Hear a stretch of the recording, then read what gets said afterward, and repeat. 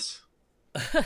That's a movie by George Miller with Tilda Swanson and Idris Elba about a genie. And that's not a joke. That's an actual thing. He's a genie. It's a pretty interesting trailer. Cool. Yup. Oh, Jesus Christ. When did that pop up? What? I don't. That was like the first thing that I guess my messages on the laptop are just catching up over the last like week. Oh. And for some reason that popped up, so I thought somebody sent it today. Nah, I sent that the other day. Yep, Saturday at 8:40 apparently. It's almost a week ago. Yep, almost a week ago. No big deal. Whatever. Laptop's just catching up with everything. Yeah, it does that. You know. In 2023, Harrison Ford returns as legendary Indiana Jones. Check out the first look of the new James Mangold directed film. Yep. Picture looks dope. Yeah. Plus it's James Mangold, so, you know, he makes good movies. Yeah, but, you know, so did Steven Spielberg at one point in time. Yeah, but, you know. We'll hold off on any type of opinion until I watch it for the third or fourth time. Okay, yeah, that makes sense. Yeah, I mean, I'll probably have some opinions when the trailer comes out. To realize that the fourth Indiana Jones wasn't a great movie. It took you that many? Well, yeah, because I saw it with some friends, I saw it with family, and I saw it another time, I think with my brother or something like that, or with some different set of friends. Yeah. Yeah. Yep. Then, of course, I've seen it on TV as well, multiple times. I even own it somewhere. It's disgusting. Yeah, it's probably, I think it's in the collection that of Indiana Jones Blu-rays that I own. It's disgusting. It is what it is. You have to take for some properties, when you get very little of it, you have to take what you can get. That's fair. Yeah. That's fair.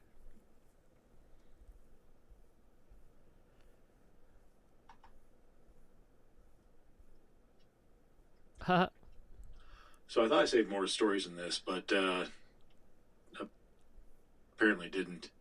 So this past week, to get off of what we normally talk about, which is movies and games and stuff like that, Boeing finally launched their Starliner to the International Space Station, and anytime that really any because eventually they're going to be manned missions. This is really just the make sure that it works and can get to the International Space Station. I think they also had just like supplies to ferry up there.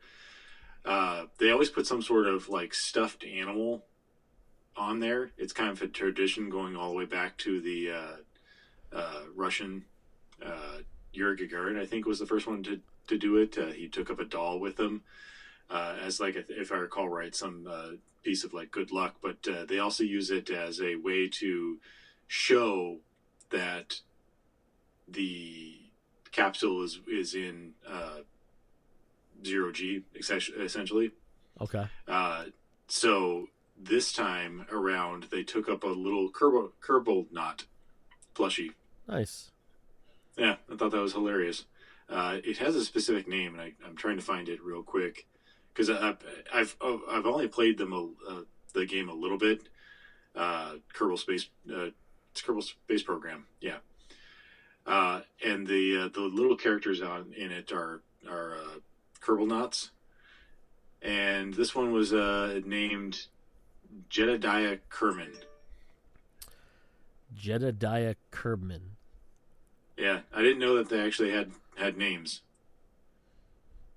Interesting. Anyway, I thought that was really cool and interesting. It was. That is pretty cool, actually. I didn't know I didn't know that was a tradition. Yep. Going all the way back to Yuri Gagarin. That guy. Yep. You know, that guy that everyone knows how to say that name. I mean, I'm pretty sure everybody knows how to say Yuri Gagarin. Yep, that's what I'm saying. I'm agreeing with you. Everyone knows how to say that name. Anyway, that's apparently all I had this week. Okay. You watch any more of Love, Death, and Robots? I mean, I just showed Paige the Christmas one from season 2, the automated customer support, and then we watched the 3 robots exit strategies because it's hilarious. 3 Robots ones are always the best. I love them so much. Yep. It makes me want John Scalzi to actually write a book about them. And actually, speaking of which, I realized now that the automated customer support one is a John Scalzi as well. Oh, is it? I know he's done quite a few of these. So that's pretty cool. That's pretty cool. Makes sense why it's so sarcastic and ridiculous. Uh-huh. But man, I can't wait for you to get at least to the second episode, or hopefully it's the second episode for you. Like I said, I know in the past that they said that they were going to play them out of order for everybody, so you wouldn't get the same order as somebody else, even though I think when we both watched it, we got the same order, but whatever. But the David Fincher one, the second one, is just disturbing. Like, all of these have been weird and slightly disturbing in and of themselves. They're all gory as hell, with the exception of the last one. Really isn't that gory. It's bloody, but not gory. But that second one, man, was just like disturbing to me. And I really can't wait for you to watch it and then tell me your thoughts on it.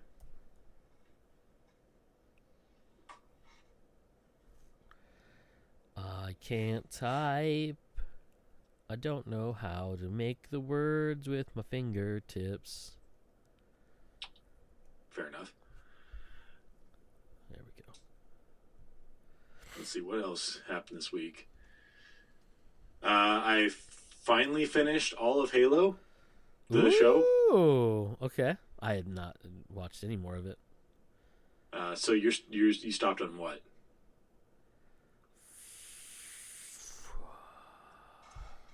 4 or 5? Oh, hold on. I'll tell you right now. So you're like halfway through this season because there are only 9 episodes in the season. I will say that as it goes on, they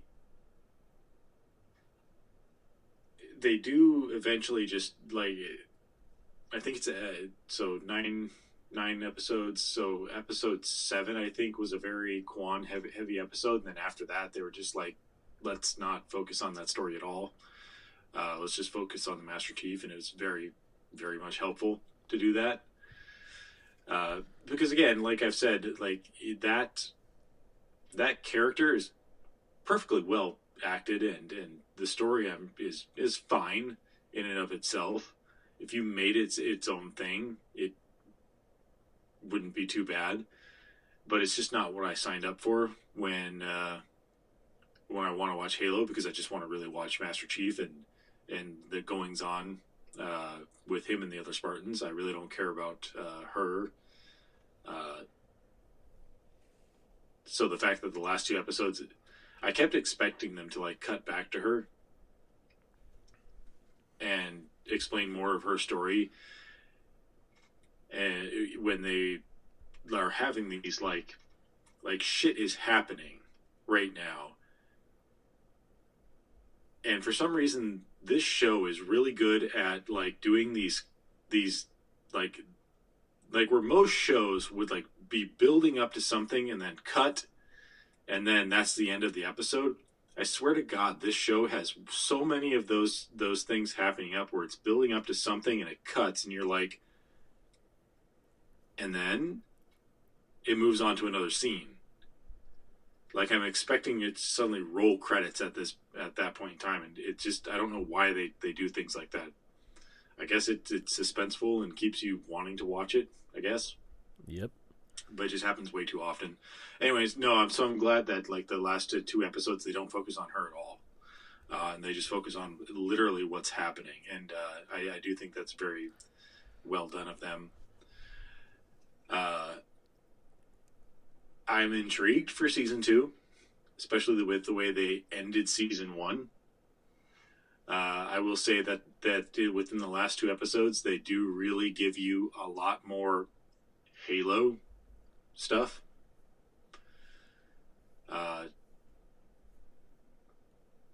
I'm just trying to think of anything to say without spoiling some of it.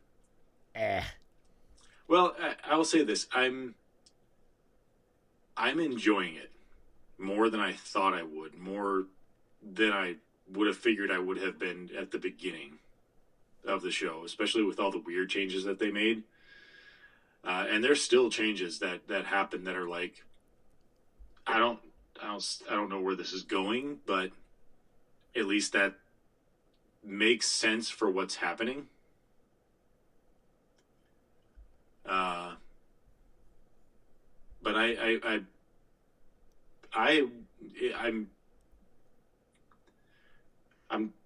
enjoyed it.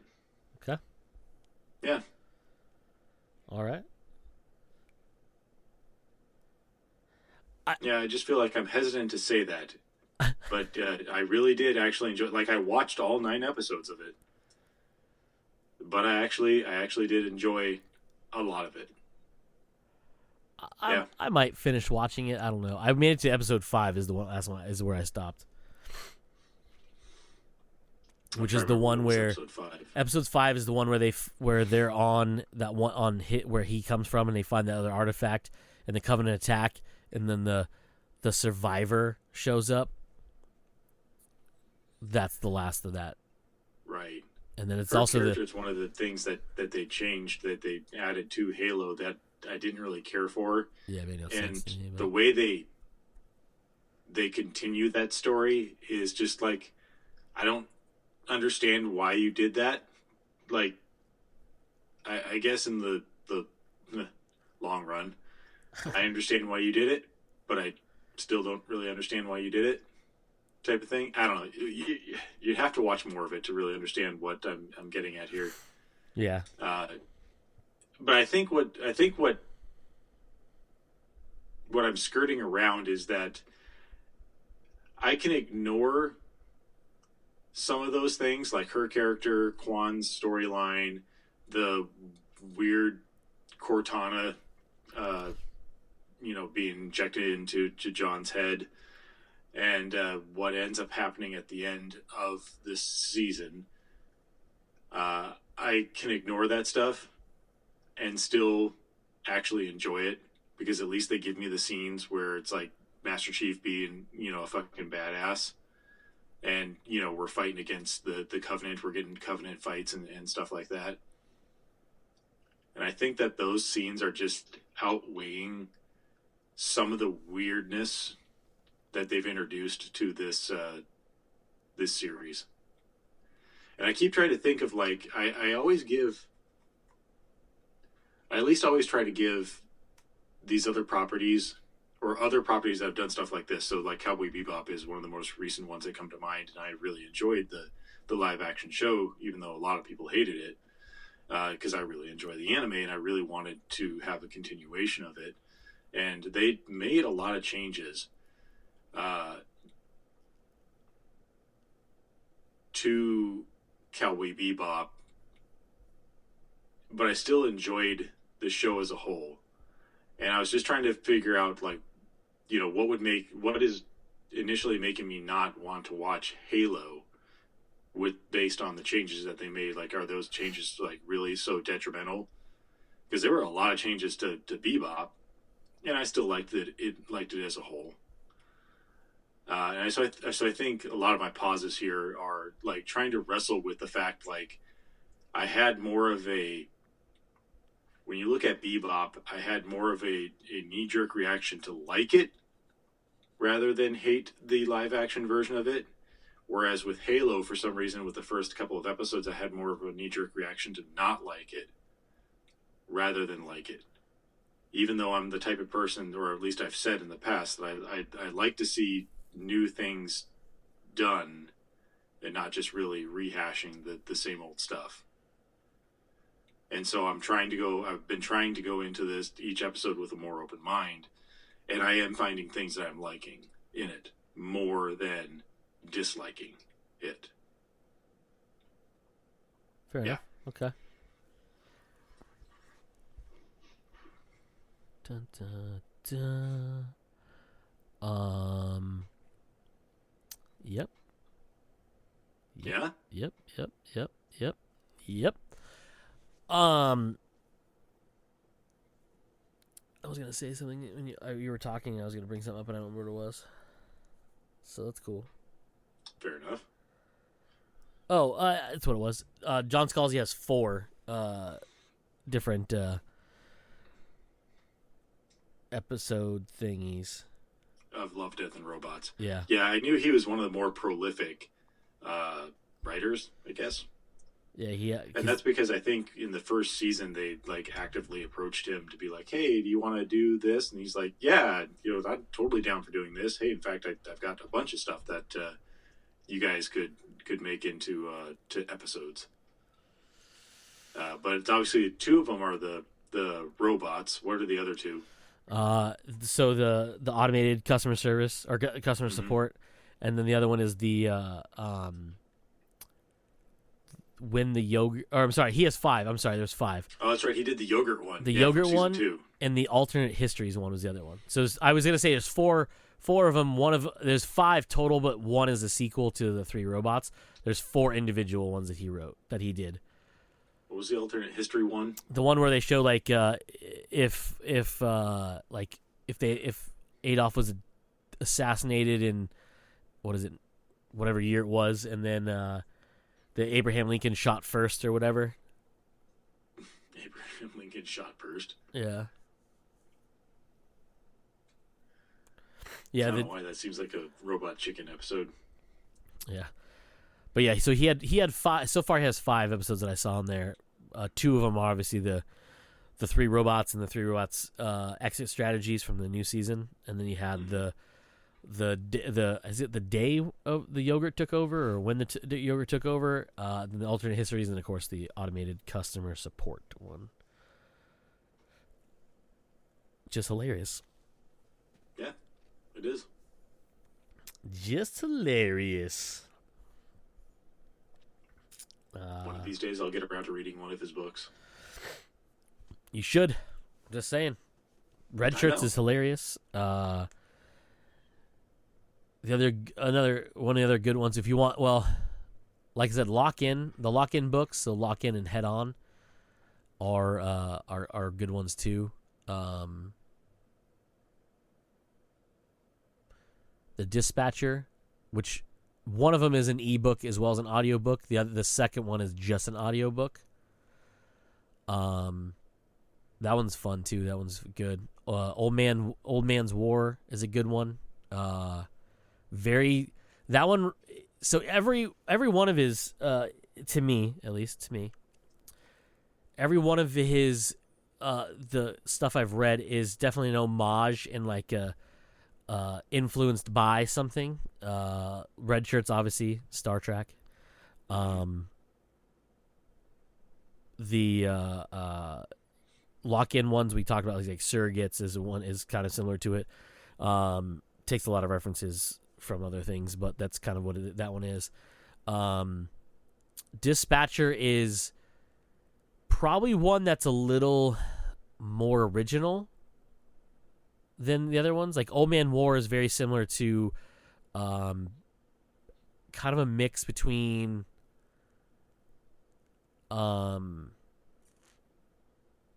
Starship Troopers and a couple other things in there, but Starship Troopers is probably the closest thing to it. Yeah, I think so. But Dispatcher is an interesting thing because it's basically, without spoiling anything, It follows a character who is a dispatcher, and his literal job is to murder people before they die. I know that sounds weird, but in this world... sounds like a weird Minority Report. Yeah, so basically in this world, there is no such thing as murder, because if you get murdered, you basically come back to life instantly, but you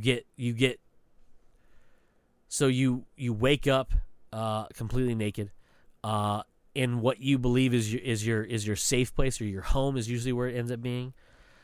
So if your significant other goes fucking crazy and kills you, and it's not just like shot in the face or stabbed. It could be ill intent, so poisoning, anything like that. You wake up somewhere you feel safe. So if it's at home and you can't wake back up home because they could just murder you again, you would wake up somewhere you believe is safe. It could be a friend's house, it could be a family member's house, whatever it could be. But you have full knowledge of what happened. Unless you were asleep, then you wouldn't know who murdered you. But it might be able to figure it out. And the crazy part about it is the bodies go away, but the gore and mess is there still. It's like a really weird video game. Yeah, it's very strange. And so if you commit suicide, you're dead. There's no coming back. It's suicide. You can die of a disease, and you're dead. But if you're, like, for example, one of the first things you get introduced with this character is he is being paid to sit in an operating room, and if the doctors think that the patient's gonna die, he executes them. So they come back the way they were the last time when they were safe. So before the operation, they don't just come back with a fucking open chest and whatever. But they have to do it in a certain amount of time before, like, they expire, like they die from whatever it is. Anything that explains this? Because those seem like really arbitrary rules. Yeah. So in the book they explain it, but it's interesting. The way he describes the way it was first discovered that this happens. There was a patient zero or whatever you want to call him, and it was this guy who was on vacation with his wife, and she shoved him off of a cliff. She went back saying that he fell, and she was distraught, blah, blah, blah. But when he woke up, he was back at their home in the United States, butt-ass naked, and was like, what the hell? She shoved me off a cliff. Because he could feel her shove him. And then she said something to him, I can't remember what it was, like, fuck you or whatever. That's done, you comrade. Yeah, and Push. when he wakes up, he's confused because he remembers falling to his death. But then he realizes he's not where he was, and he's like, was that a dream? Or is this a dream? And then they realize that, she murdered him, and he came back to life. And then since then, people have had to find other ways to kill people. Because you can't kill someone because they would just come back. Right. So there's, like, different, like, torture methods because they can, but if that person dies because of that torture, that's still murder, so they would come back. Things like it's a really crazy thing. But yeah, there's a little bit of rules set in it, and I kind of briefly went over, like, I just cliff notes it for you.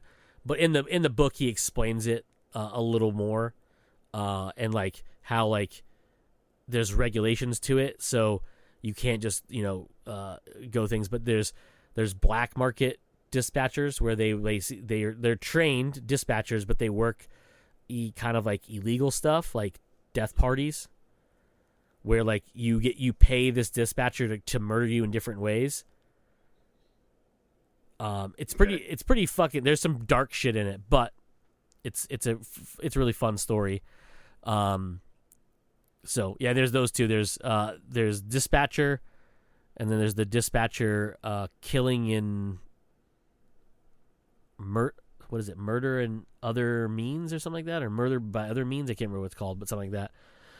But like I said, the first one's an ebook as well as an audiobook, and it's read by Zachary Quinto.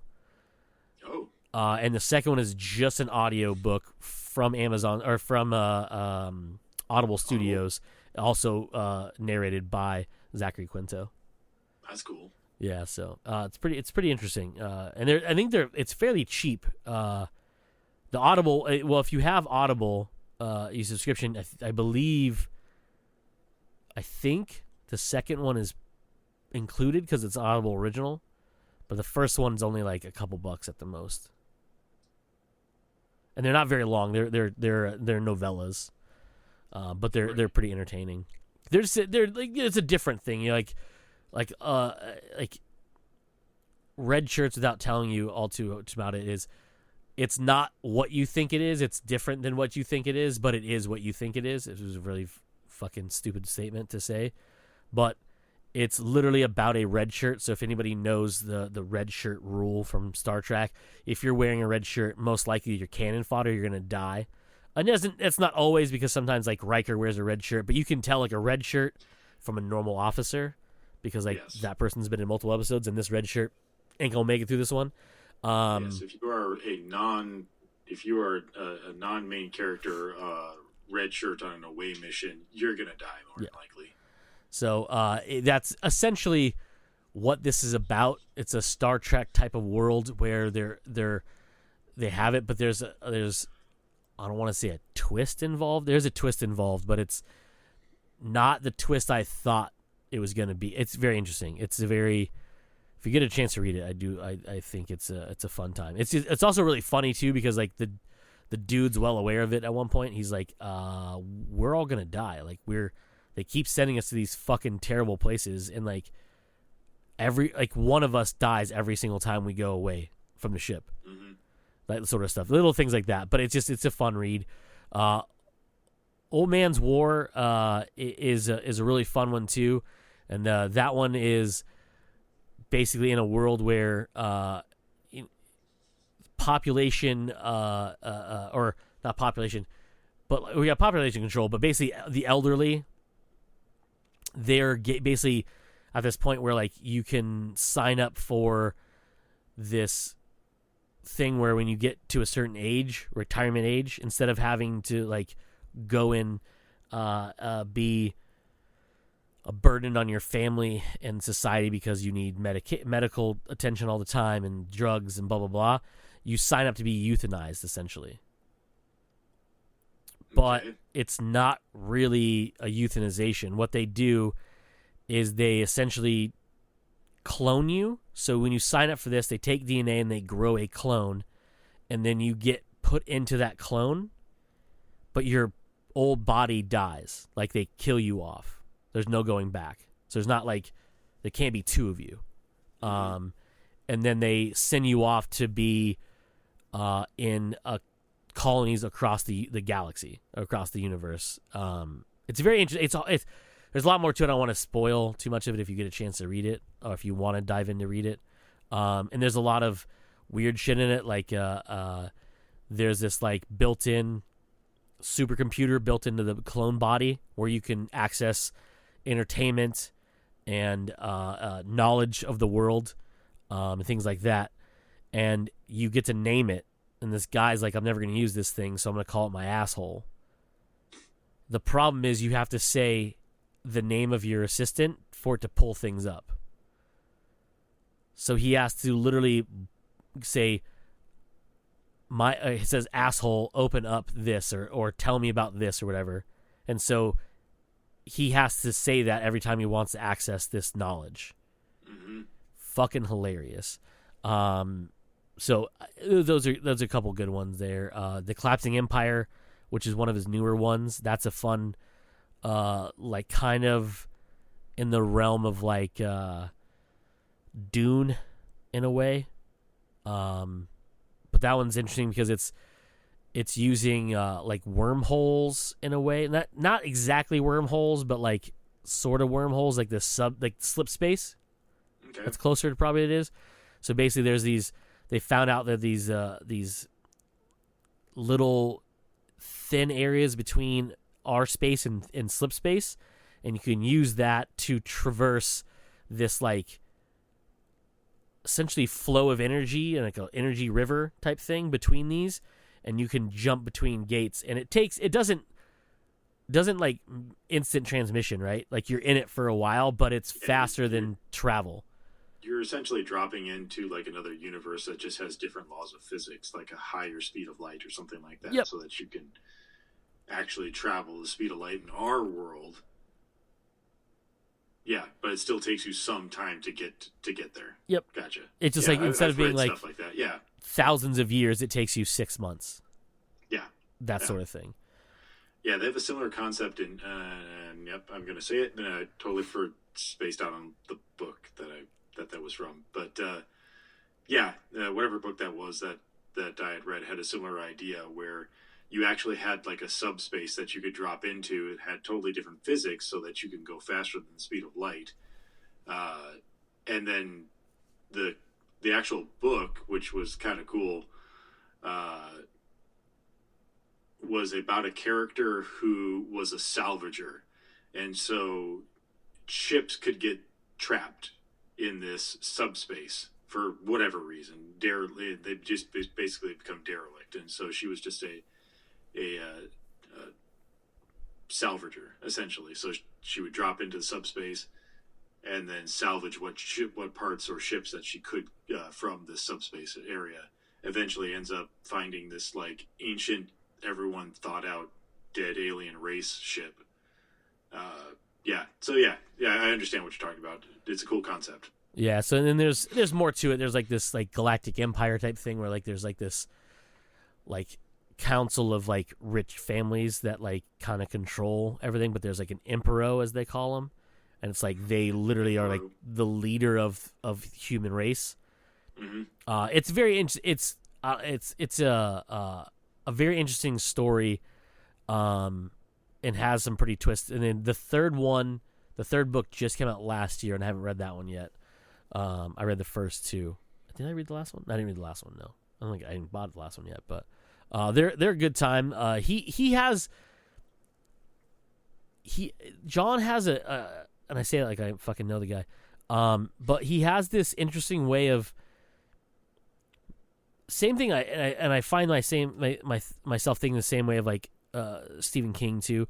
He has these characters where you're like, fuck, dude, I hate you so much. Like you physically hate this person. Like you're like, bro, like I want you to die. Like please just be not alive anymore. And it's a completely fictional character. And then like shit happens and like that person doesn't die or whatever. And you're like, fuck, dude, I hate this. But you feel an emotion towards this character, and you realize it's just a fucking person who's, words on a page somewhere. But it's like you feel like they're a real person you should be hating. Like you're reading about Hitler or something, right? Yeah. And not all of them are like fucking Hitler status, but like you know what I mean? It's like you're like you definitely hate this person, what they're doing. And like no point like ever do you're like, oh, but what if? No, like there's a terrible person, and you're like, ugh.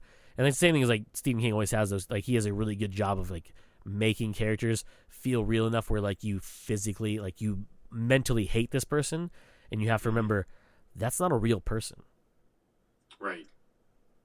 But anyways, so he does that. I think he does that really well. But his use of profanity. Is really funny, and he, like in the last Emperor, or Emperor, I think is what it's called, the first one, Collapsing Empire.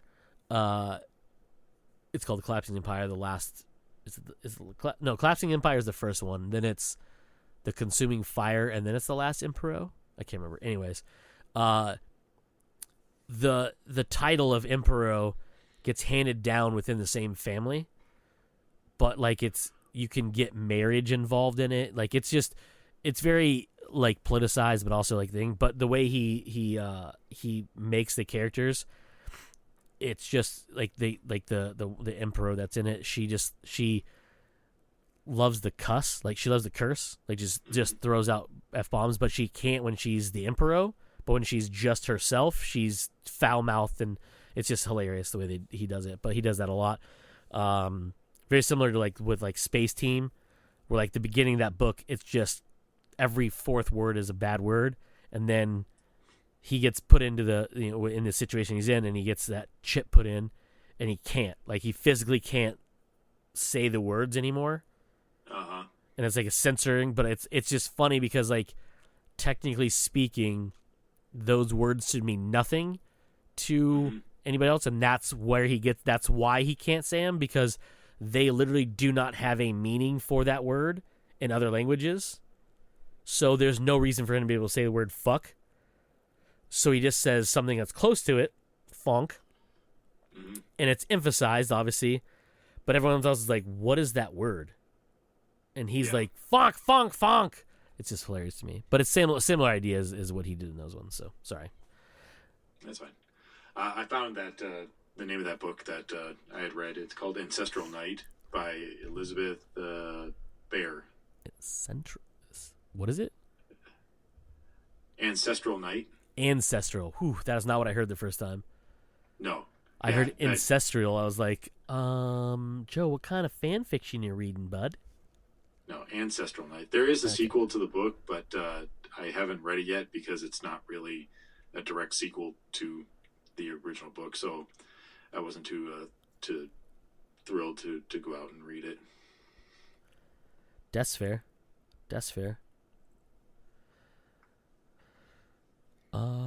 Yeah, anyhow. The fuck were we talking about? Random stuff, like normal. What? What, he says. Like we ever have a plan. What trailers did we send the last few days, though? Not that we need to talk about the same shit over and over again, but what did we... Andor, which is the Star Wars... wow, that name just suddenly slipped my mind. Cassian Andor? Cassian Andor, yes. Yeah. From Rogue One. Looked interesting.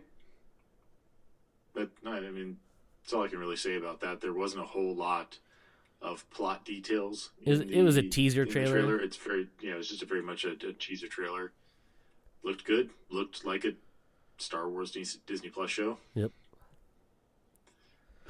What else was there? Yeah. I suppose I can pull my phone back out and take a look like you're doing. The Gray Man. The Gray Man. Netflix movie.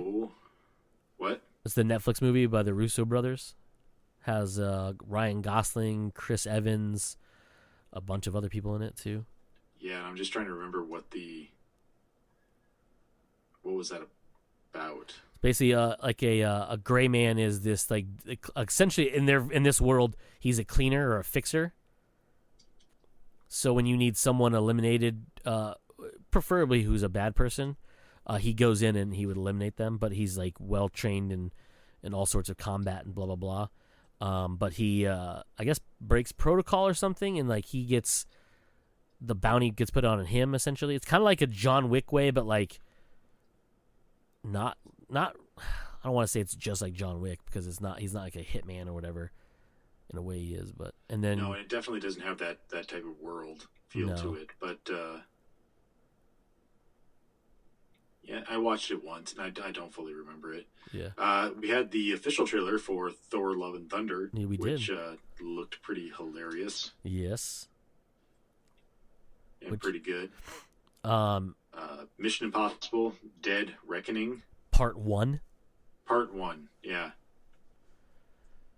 I wonder if this is going to be the last of the Mission Impossible movies then. They announced it. Yeah, it is. That's why they're doing Part 1 and Part 2. Yeah, that's the last of them for him. I mean, it could go on with other people, but this is Tom Cruise's, like, I'm done with this series. Which is good. I mean, it's so weird, because is it in this trailer where they do flashbacks to previous? Yeah. And so you get to see like young Tom Cruise, and then it flashes to current Tom Cruise, and you're like, wow. Like, looking at pictures of him now, it doesn't seem like he really ages, but when you compare the two, you're like, oh no, he's looking pretty old. Yep. He wears it well. Yeah, but he's put together very well. But yeah, I know you're right. You see him and you're like, oh, that's actually quite a difference on that's quite a difference. on But how good much for it him. is. I mean, Jesus Christ. They showed the actual stunt that I know that I've read about leading up into the teaser trailers and, Yep. and whatnot. Here, the one where he's riding the motorcycle off the cliff, and it's like that's actually Tom Cruise. That's real too. Like he jumps. That's real. He has no really, safety wires. Nope. He's on a motorcycle. He jumps it off a cliff, and then he literally is free diving with a parachute on. Like Which is fucking dope. Fuck, dude. He's gonna die in the most spectacular way, and I really hope they're filming it when it happens. And it's not going to be a surprise. Like, you're going to read somewhere that Tom Cruise dies doing some sort of weird stunt, and you're just going to be like, oh, death finally came for him. Yep. It finally, you caught up to him somehow. Yep. The clammy, cold hands of death have finally reached Tom Cruise, and I like I said, I just hope it's being filmed at the time, whatever it's for. Top Gun 11 or something. Whatever it is, and I don't wish ill on the man. I'm just saying, definitely not. He is pushing the envelope way more than a human being should do.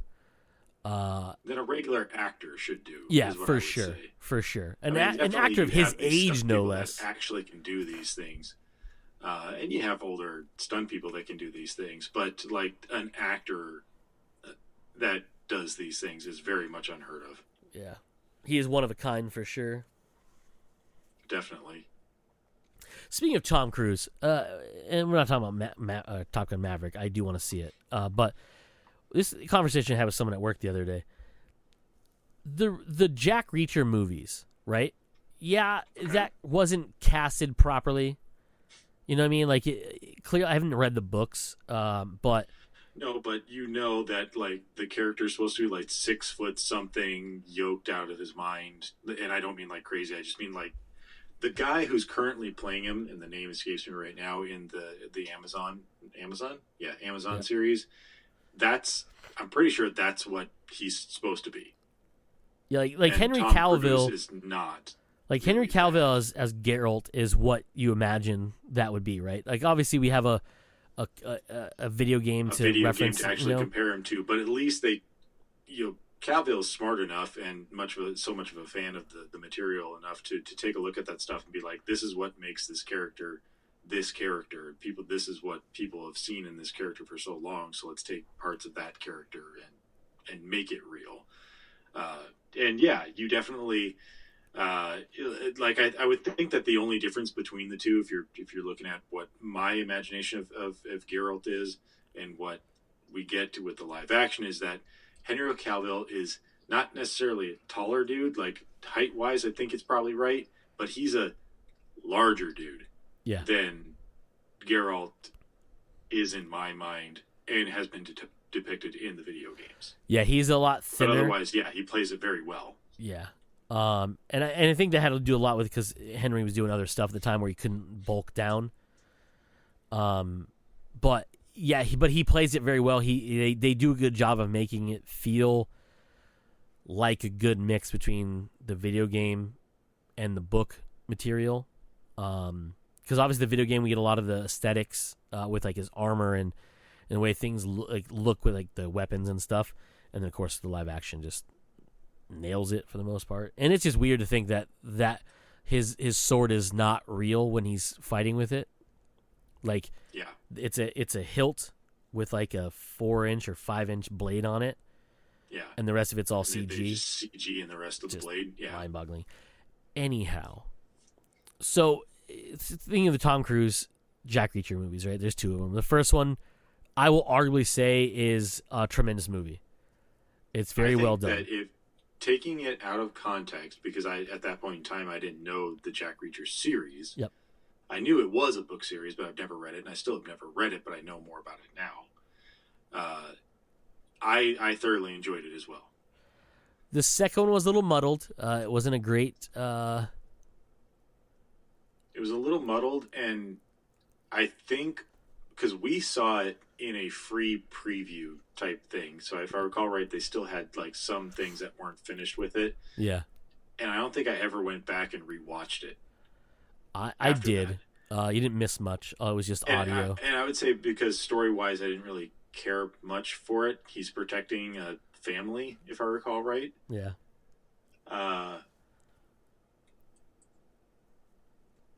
but yeah, I don't recall, like, if you would ask me like which Jack Reacher would I rather rewatch, I'd rather rewatch the first one.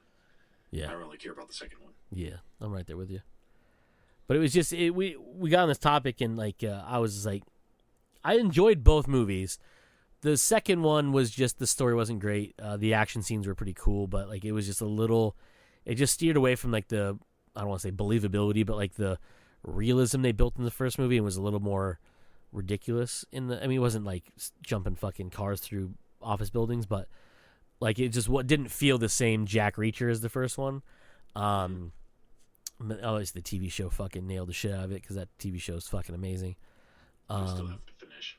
You haven't finished it yet? No, I got like Joseph? 4 episodes into it, and I haven't finished it. You motherfucker. Yeah, I know. It's a good time. And the best part is they don't rush the ending either. They like take their fucking time, which is good. And to their credit, like it's a very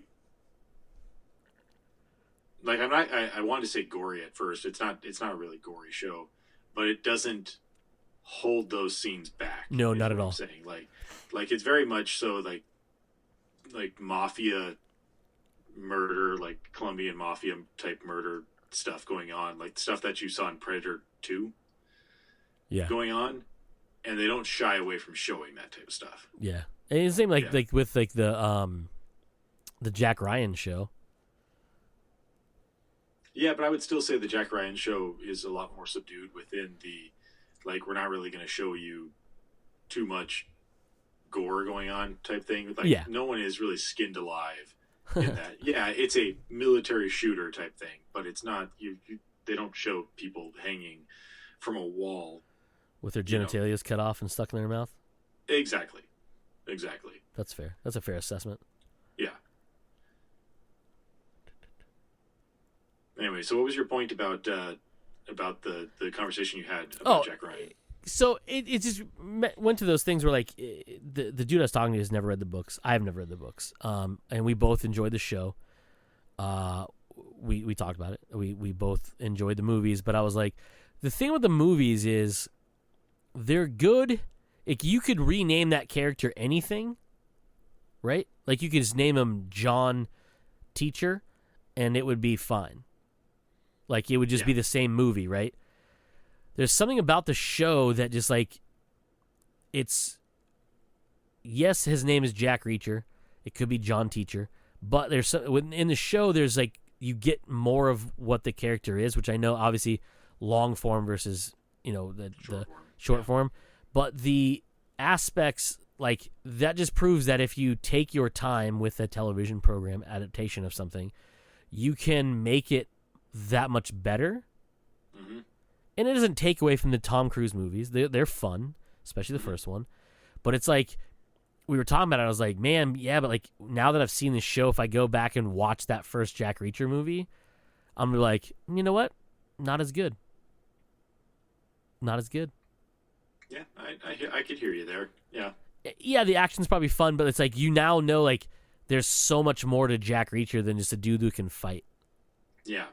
Like, he's a smartass, and you don't really get that so much with the Tom Cruise one.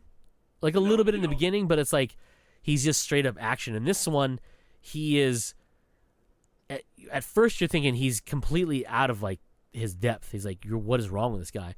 Then you just realize that he's literally in control the entire time. Mm-hmm. And you're like, oh, he literally can see what's coming ahead of him. And I was like, for example, like when those two dudes follow him and he like fucking kills the shit out of him and then puts him in the trunk of the car and like breaks their limbs to get him in there. And he's just like, you're like, dude, he's a fucking monster. Right. But then he's just so caring about like with the dog and like the kids. And I'm like, what the fuck? This guy is crazy. That weird friendship that he takes up with the barber. Yeah. In town. Yeah. Yeah. It's definitely a show that I really need to finish. I've been slowly catching up on some other shows that I also need to finish. Like, I just finished up, I think, Bob's Burgers and I can't remember the other name of the other animated show I was watching right now. It's the one with Amy Poehler. Is it Amy Poehler's show?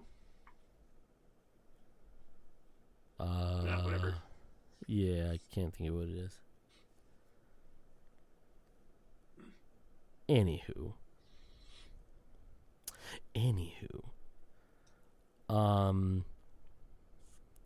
What else?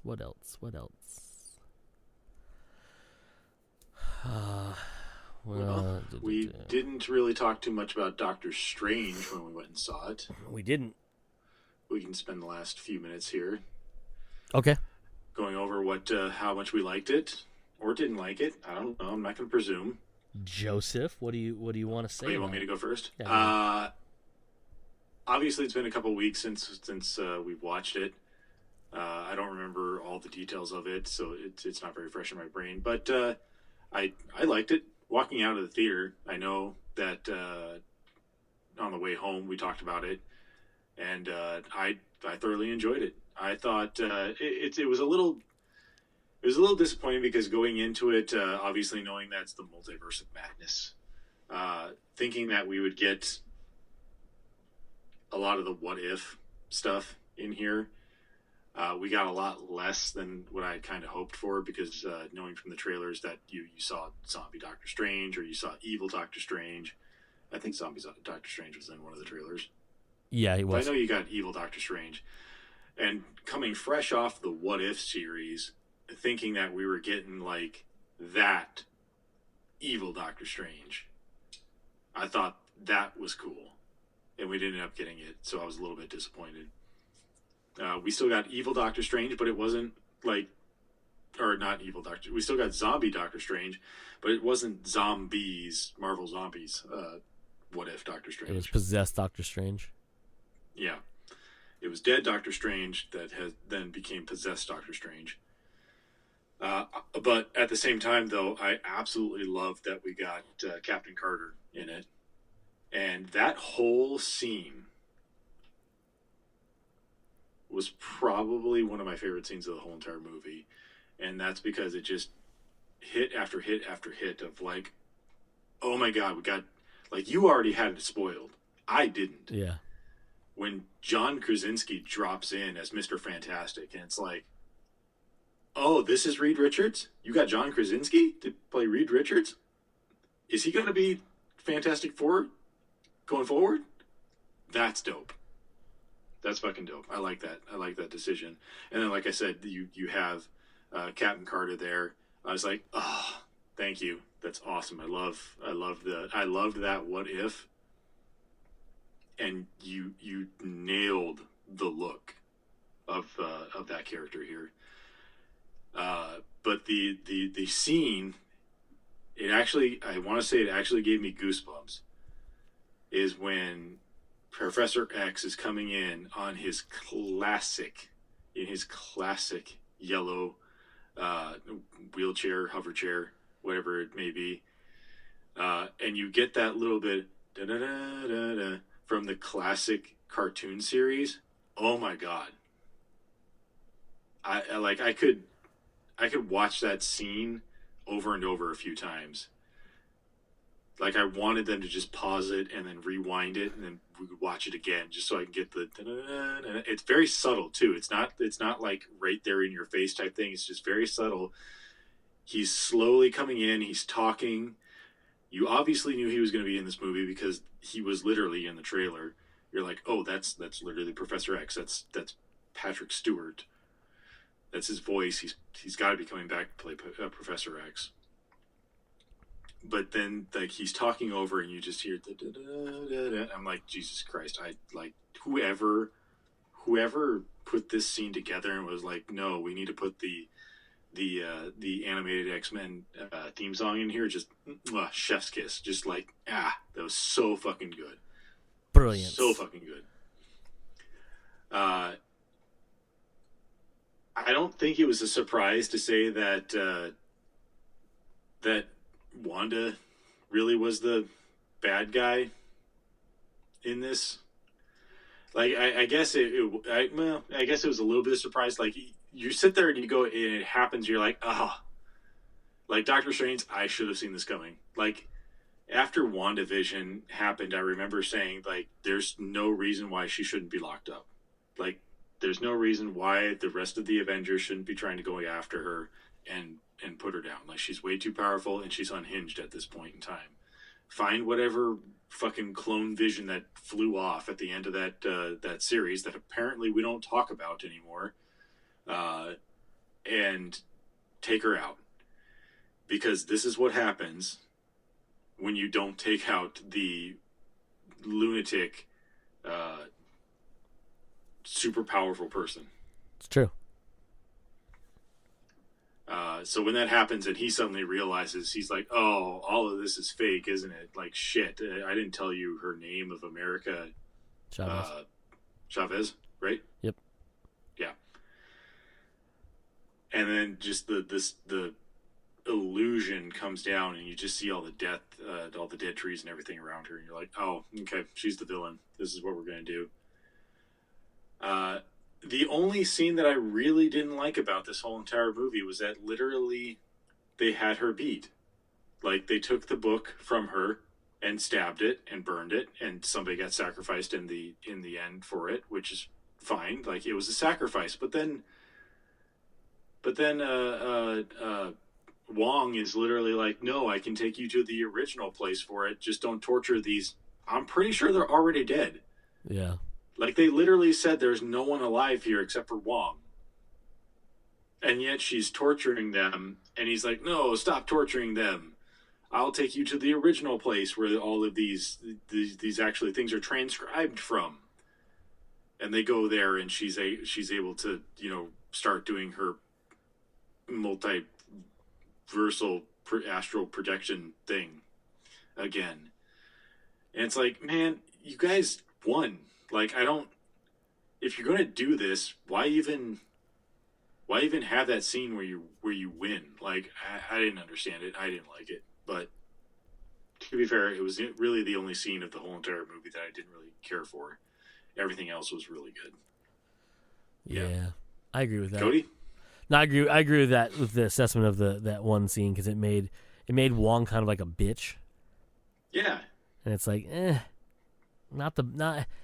don't know. It would have been different if, like, I don't know, if she fucking, she didn't just tell him, like, point me where it's at, you know what I mean? Thor, like, she, like, ripped it from his mind or something like that or whatever. Or maybe, like, start going around, like take him around and start killing other random people. Like, all I'm saying is that you established that you killed everyone that was there with the exception of Wong. And yet you start torturing the people that are dead. It didn't make sense to me that he would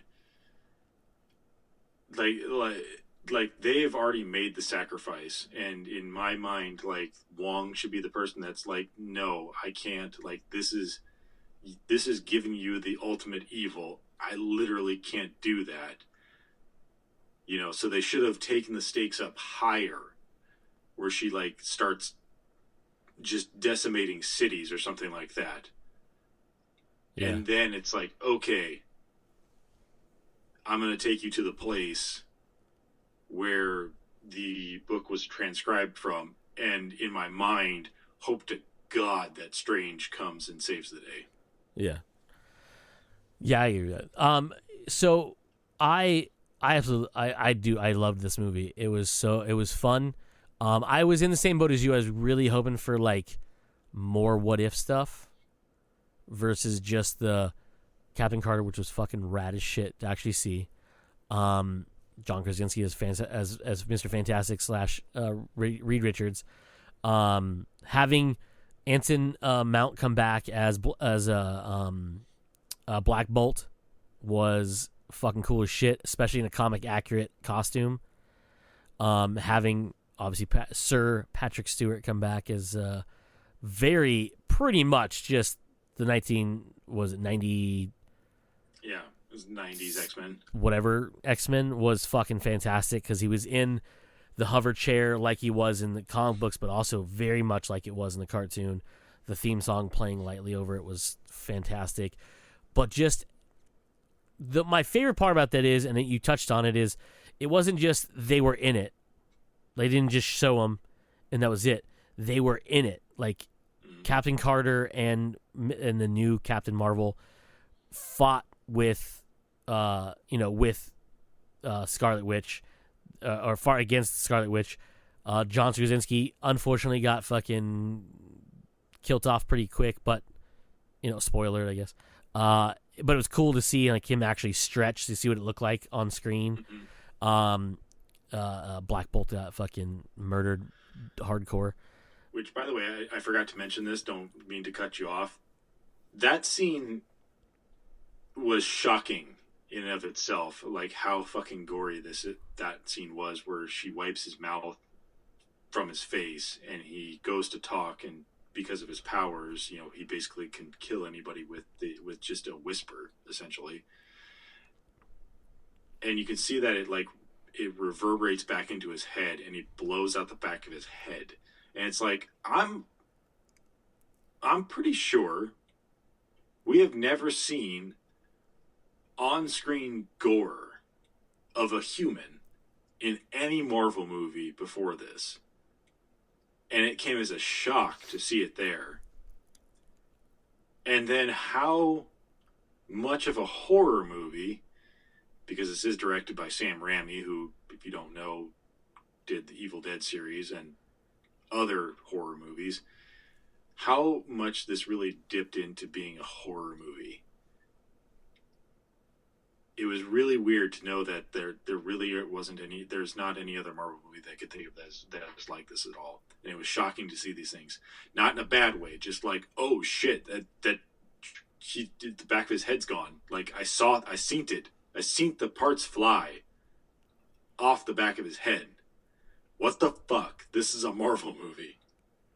Yeah. Yeah. Anyway. But yeah, so that scene obviously was like, it was so cool. And like, even the part where like Xavier went into Wanda's mind and tried to rescue Wanda from the Scarlet Witch. And I was like, that was like perfectly done. Like, it was just, it felt like they just pulled that right from a comic book. It was like, it was this stark white nothingness with like set pieces, and he's walking around. Obviously he can't in real life walk around. And it's just little things like that. And then just having Wanda, House of M, everyone just fucking just take everyone out. And you realize like how powerful the Scarlet Witch really is. And like how like even like the decimation of the temple at the with everybody, Comertage, is, yeah, she's fucking just, she's hurt, like just destroying everything, right? But watching her manhandle everybody in just like the almost simplest ways, like even when Captain Carter and Captain Marvel were going at her, she was just like, nope, I'll take care of this. And I was like, damn. It was just cool as shit. But yeah, to your points, John Krasinski as Reed Richards is like, that's fucking brilliant. Like, they should do that. I'm in. Yeah, Patrick Stewart back. You had Mordo obviously being coming back, and because it was interesting, I literally thought Mordo was going to be the villain of this movie when they showed him in the trailers for the first time. I was like, oh, that's what this is going to be. He is now gone and become like the anti-Sorcerer Supreme, whatever the fuck that would be. And then it turns out he's literally just the Sorcerer Supreme by default. And then you're like, oh, like I was like, when they first showed the statue of Doctor Strange, and was like, fallen and sacrificing himself to defeat Thanos, and I was like, okay, that's interesting, right? Like, that's obviously a different path. Then you find out what really happened, and you're like, oh, that's cooler, but like also fucked up because they're lying to everyone. Yeah. Like, it's for the greater good, but it's like, oh, that Doctor Strange was the villain. And then like you slowly like, are you realizing all of them are kind of like that evil, like, but like in a an altruistic way, right? Like none of them are like just straight up Scarlet Witch bad. Like in her own brain, she's right, but she's not at all. Like there's nothing about what you're doing is correct. Like none of it. Yes, you want your sons. They're not your sons in this world. Yeah, you don't have those. I'm sorry, but you don't have those. Those are someone else's. She's clearly a villain. But all the other Doctor Stranges, they were all doing something bad for a good reason, except for the last one, which obviously was the evil Doctor Strange, which is very reminiscent of the one from the What If show, but like just not as like monstrous, like he didn't have tentacles coming out of him, which, by the way, would have been fucking ridiculous if they did that on screen. Would have been dope. I'd have been like, take my money is what I meant to say. To do with it? Oh. Yeah. But yeah, it just, I mean, yes, he was evil, and obviously he destroyed his world just like that Doctor Strange did in the What If. But he wasn't transformed into just this fucking powerful monster. But I mean, and that whole like, if like saying this to somebody would make it sound weird, but the music fight they have was fucking nuts to watch.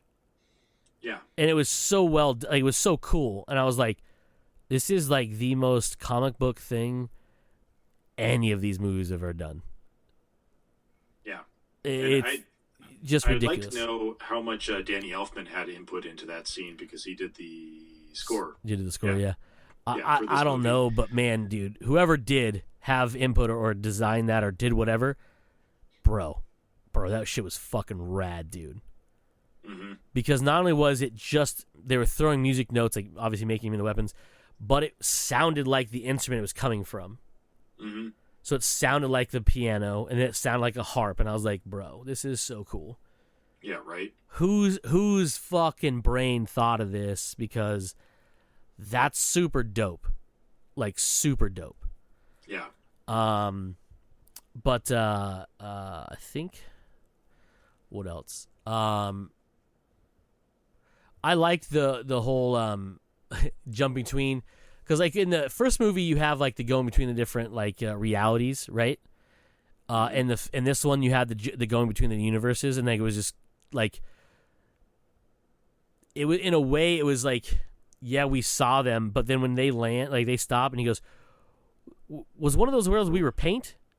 Yeah, and it's like, yeah, you don't want to stop there to eat. Yeah, and it's like, oh, these little things, like just little like nonchalant, like they're like just the most bizarre things, and they're like just whatever you can think of, let's do it, and we'll just you don't have to mention it at all, and we'll just throw one line in, and know that they were able to understand what they were doing in each of those universes, and I was like, that's fucking cool as shit. That's going to be the scene, and I know people have already like gone back and watched it multiple times and actually have commented on it, but that's going to be the scene where it comes out on Blu-ray or streaming, and you're just going to be sitting there freezing each thing to be like, is this something? Yeah. Or is this just an Easter egg? Like, what world are we passing through? What am I looking at? What am I seeing here? And like I said, I know some people have already mentioned that there was something in one of the worlds that you see. I can't remember what it was right now. That could mean something more, or it just might have been an Easter egg, for you jumping through the multiple universes. Yeah. But yeah, that scene was dope. Yeah, and it's the cool thing about this is, and Paige was like, oh, Scarlet, it's like Wanda gone. I'm like, well, not technically gone. Like, they did change her character from the comic book, which I know. They did change the way her character works from the comic book to the real world. In the comic book, she's a Nexus being, which means she's the same exact being in every single like universe, right? Like, so like Spider-Man, for example, we'll use that. Obviously, there's a different version of Spider-Man. Like there's a Tobey Maguire Spider-Man, there's an Andrew Garfield Spider-Man, there's a Tom Holland Spider-Man. They're all Peter Parkers, but they're different in different ways, right? Like one's taller, one's shorter, whatever, right? One's not British. They look different, right? But they're the same. They're still Peter Parker.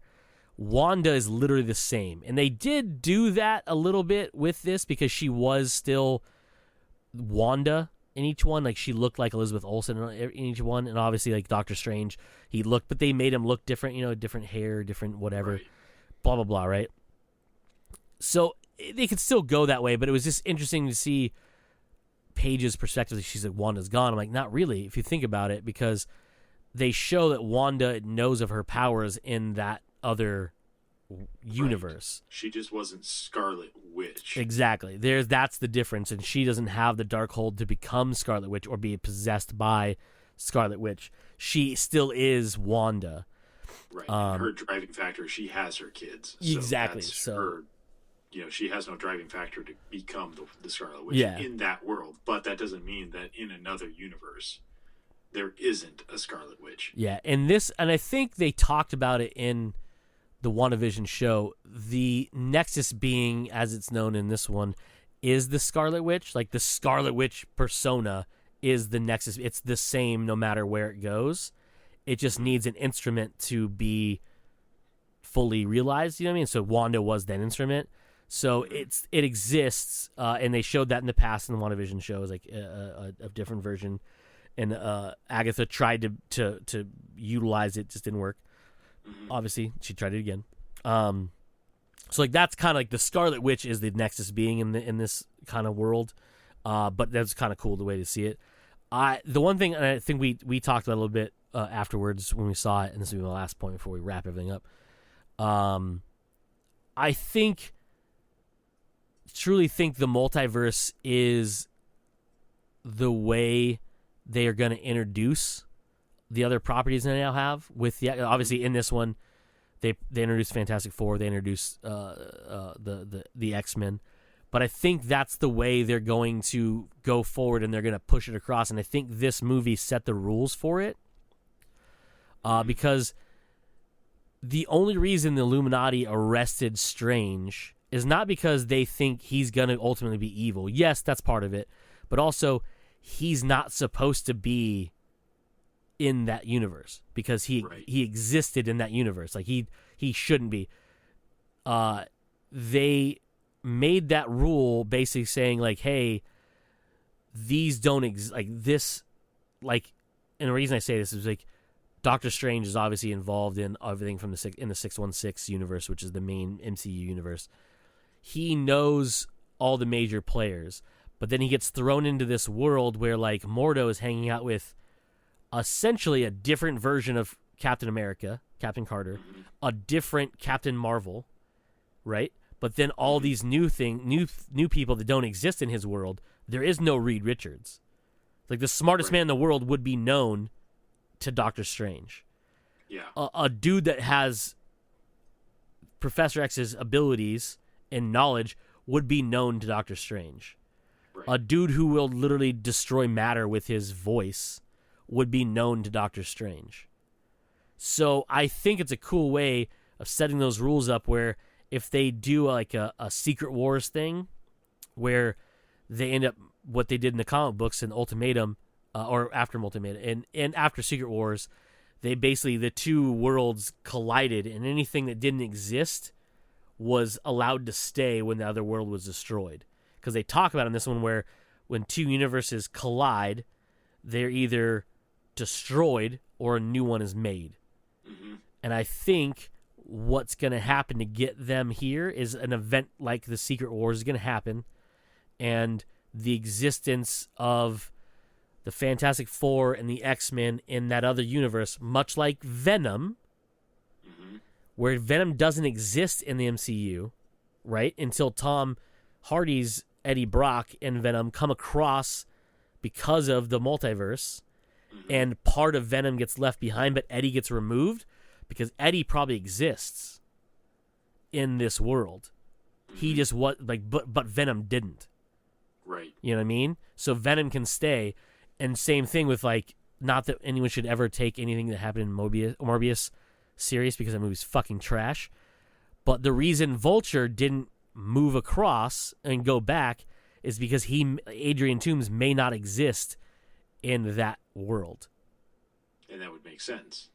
Especially the Adrian Toomes that we have from this Spider-Man series definitely doesn't exist in this Morbius world because no other character from the MCU apparently exists in this world. Exactly.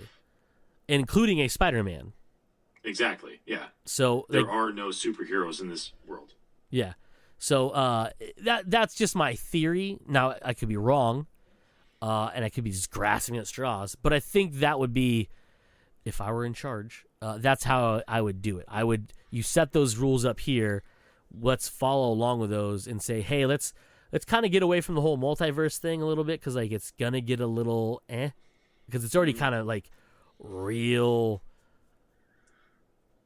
sketchy and like hard to like just keep contained, because you don't have multiple books to do. Yes, you have multiple properties, TV shows and movies, but it's going to get too convoluted with that, so you need to use those to essentially like those are the rules we set forward to like limit how we'd go about this, you know what I mean? Yeah. So anyways, that's all I had to say about it. Bing. First 2 episodes of Obi-Wan in 20 minutes. What, really? Fair enough. That's what Paige just said. Oh, that's cool. They're doing it early, huh? Disney. So, Disney does whatever they want. The guy that works over at Amazon who releases them willy-nilly. Work over at Disney. That's available now. That's how it works. He's like, it's Thursday, right? It's 9 o'clock somewhere. Boom, here you go. Here you watch the... Just hits the switch. Yeah. Here's whatever thing you've been waiting to watch. They just have buttons that are for every single show, and he just pushes the button. That's all he does, and it's released. He's released. This now. Released. Yeah. It's like, it's fine. Yeah. Anyhow, right. That's it, I think. Unless Joe's got something else. So. Okay. Nope. This has been Comes Naturally. We have been Joe. I have been Cody. That's it for this week's episode, everybody. As usual, you fuckers just came naturally. Bye.